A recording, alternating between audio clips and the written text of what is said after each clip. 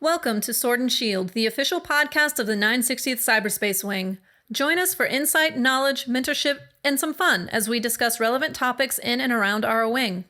Please understand that the views expressed in this podcast are not necessarily the views of the U.S. Air Force nor the Air Force Reserve, and no endorsement of any particular person or business is ever intended.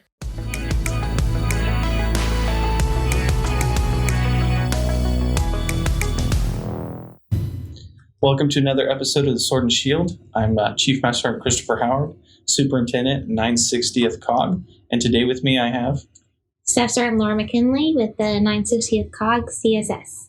And Senior Airman Fernandez with the 960th COG CSS.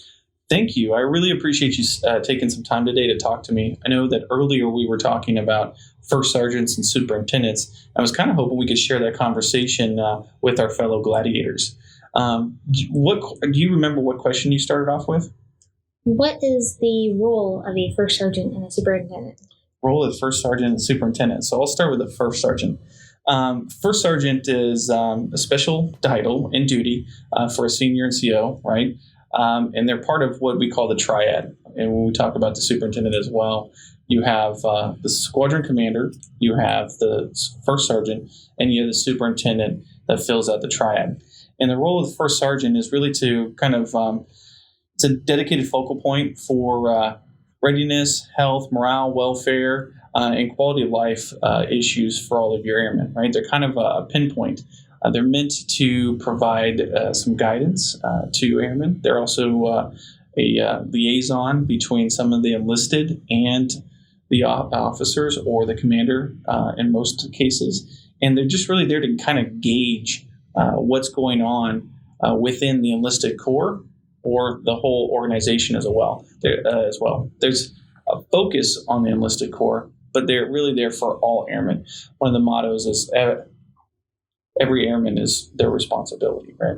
Mm-hmm. When it comes to the superintendent, that role is a little bit different, right? So the superintendent acts much more like a focal point for readiness and all the stats, but they're operationally focused. They're looking at the organization, manpower, and they're to help the commander focus all of those mission assets, readiness, as well as all of the staff in place. So, and they're key to the airman development as well. What training is required to become a first sergeant?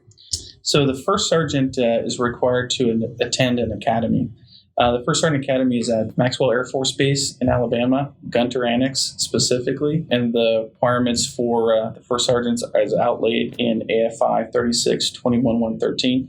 But to kind of summarize it, right, when we're looking at First Sergeant candidates, we're going to look at their performance, right? We're going to look at the history. We want to see a consistency in being the epitome of the standard, right? We're going to look at what they've done with their fitness. Are they meeting and exceeding that expectation on a regular basis?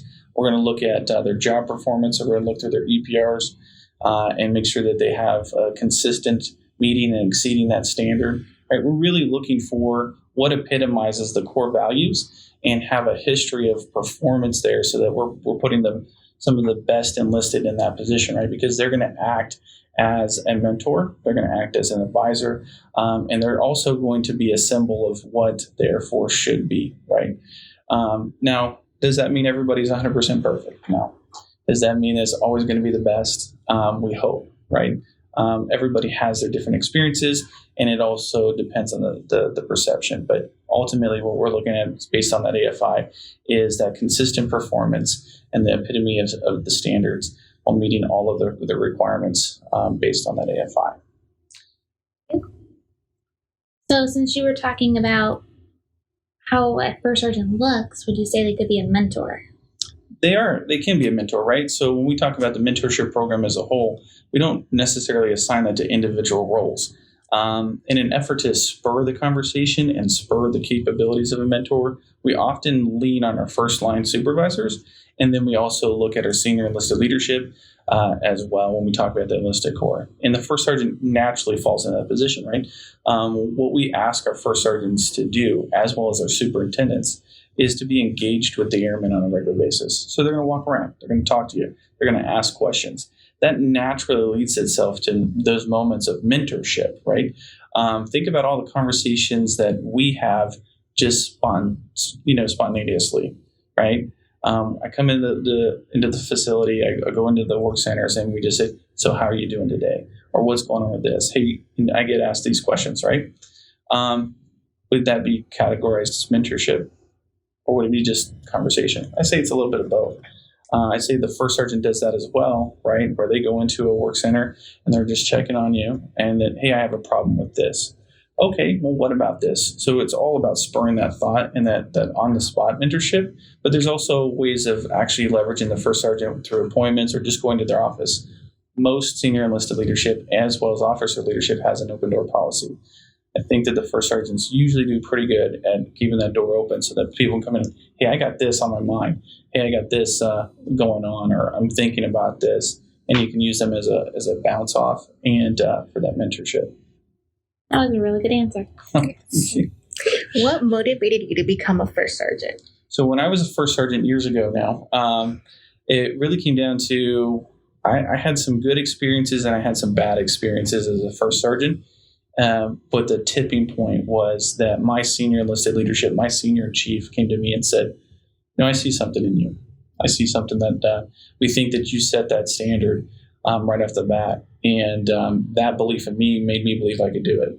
So it wasn't something I was seeking at the time. It wasn't something that I was gunning for. I wasn't using it to gain rank or anything like that. It's just that because my senior enlisted leadership felt that I had the qualities that met that standard, made me believe that I could uphold that standard. So I personally jumped into it with the idea of like, wow, I can actually make a difference by being a first sergeant and being in that role, right? Because they believed in me. And I could look at all the things that I did and did not like from my previous experiences with my first sergeants, right? I had one first sergeant who just really, I felt like kind of picked at me a little bit. And then I had one first sergeant that just laid it out simple, gave me a little bit of slack and made me understand that, these things weren't such a big deal and helped me kind of work through things. So a lot of good examples there. And I just wanted to pay that forward again, right?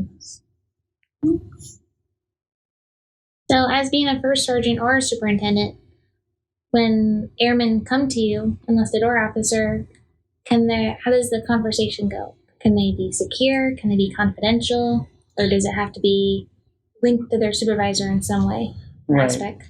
No, that's a really good question, right? Because that gets into some real gray areas when we talk about some of these roles. So both the first sergeant and the superintendent, the hard thing is they're not the priest, they're not the chaplain, and they're not the lawyer, right? Of course. And per AFI, there's a lot of regulations there that state when certain things are said that they are mandatory reports, right?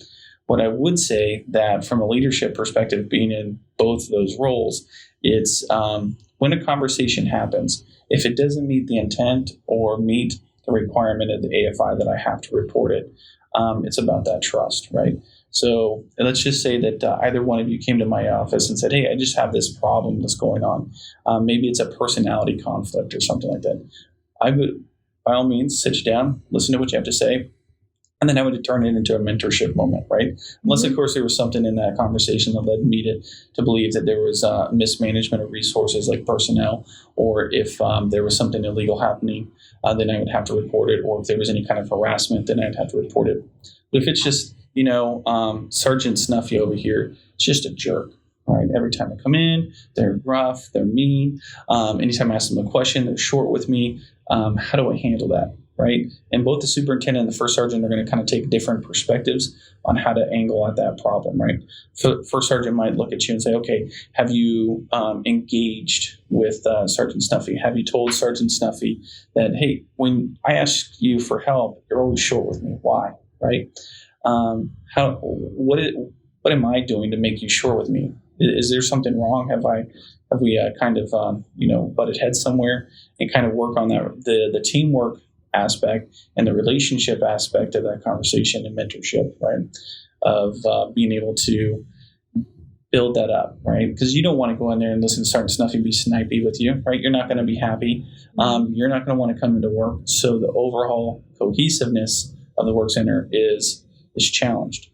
A superintendent might in some cases look at it, okay, now I have a Sergeant Snuffy telling Airman Fernandez, hey, I'm not going to train you, right? So now I look at it at a different perspective of, okay, so we're getting training's being thwarted. I'm not getting airmen qualified, and now I'm not being able to hit mission requirements, right? So then, hey, what kind of questions are you asking? Is it training related? Is it, just based on feedback? What are the problem sets here? And then kind of working through that of, hey, I need this training. These are the ways I need to get qualified in my job, and kind of take an approach more of a mission aspect. It's not secluded to both of those, right? Those are just some examples of, different types of focuses, right? Especially, first sergeants have a little bit more soft skills when it comes to emotional intelligence. That doesn't mean that superintendents don't. It's just that's the job jar a little bit. Superintendents look at things more often than not with a little bit more mission impact. Mm-hmm. So that's why I use those two examples to also differentiate between the two, because sometimes they can be kind of confused in regards to some of the roles when it comes to the mentorship and handling the personal pieces of the overall cohesiveness of an organization, right? But both of them are there to advise, mentor, and help develop both of these problems out. Now, what a superintendent and a first sergeant is not going to do is walk in there and go, Sergeant Snuffy, I'm going to, punch you in the head if you don't start talking to so-and-so nice. Now, unless, of course, it's necessary, right? There's going to be something like that. What they're going to try to do is help develop you, help you work on that relationship, because ultimately what's going to happen is if you go to superintendent's shirt and superintendent then go into Sergeant Snuffy and beats on Sergeant Snuffy every time you come into the office, what's going to happen, right? I mean, we've seen that, right? Mm-hmm. You guys have been around long enough to say, okay, now Sergeant Snuffy's going to be mad because you're tattling on me, or now I'm in trouble. Versus let's try to work this out as a team member and work through that. That's the organic level. At that tactical level, the results are much better than having a top down. Doesn't mean that the leadership can't come in there and help fix those things. Ultimately, me personally, Chief Howard's view of it, and when I was a first sergeant, was I want to give you guys the skills to have that conversation and us to go through a number of mentorship moments to get there. And then if we can't hit that mark, then we have a different type of conversation. And then that might lead to mediation, where you have Sergeant Snuffy and yourself in there, and then we kind of work through that problem. No, I talk a lot. I like how you use the scenarios, though. Right. Those were good. What would you encourage the airmen to come to the first sergeant for? I know there's a lot of things, but are there any some top items? Top items, I would almost say you can go to the first sergeant about anything, right? They're not necessarily a counselor there, but they're there to help counsel, right? The top things, right? If you got some pay issues, if you got some personality conflict issues, if you have just gee whiz questions, the first sergeants can get inundated, as well as superintendents with the day-to-day workload. But ultimately, I can tell you from my experience, always loved the conversations. And hey, sure. Hey, chief. What do you think about this? Or, hey, I have this going on. Ultimately, you want to be able to build that relationship. So even just talking to the first sergeant and the superintendent about non-important things helps you build a trust, right? Now you can trust that superintendent. Now you can trust that first sergeant. So when something bad does happen or something inconvenient does happen, like, hey, I haven't been paid in 2 UTAs, or I haven't paid in 3 months, or hey, I'm having this issue going on here. That you feel comfortable going to them and having that conversation. So I don't want to limit it only these items here.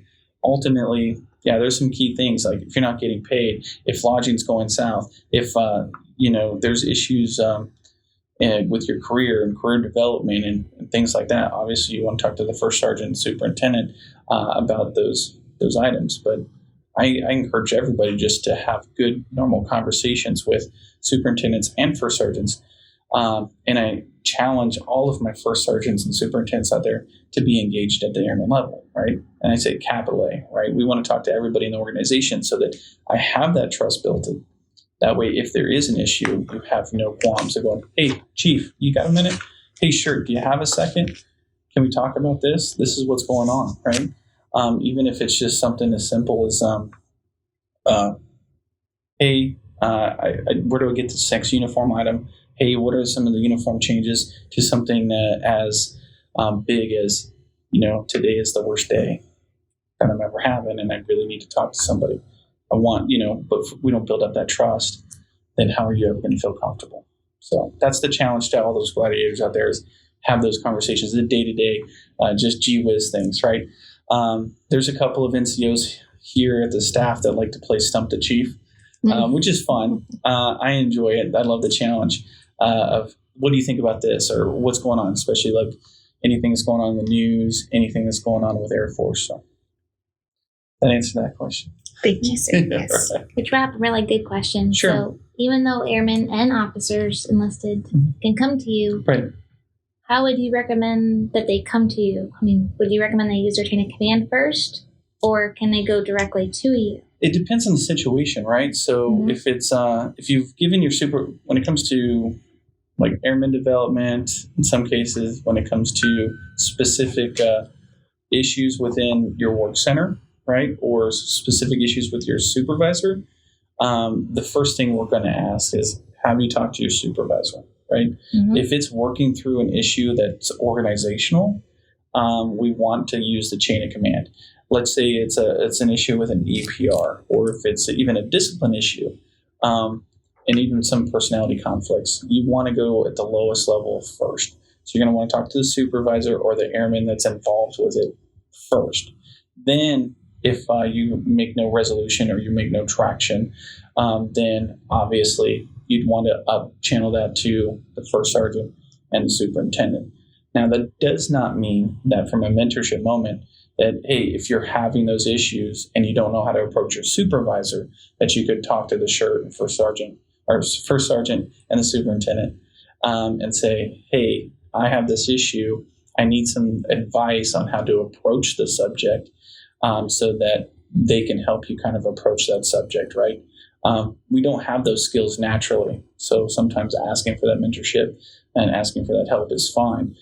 It's the involvement level that you're asking for. And then even if it doesn't matter about rank, right? So, a lot of times supervision, especially at staff levels, could include lieutenants and captains and majors.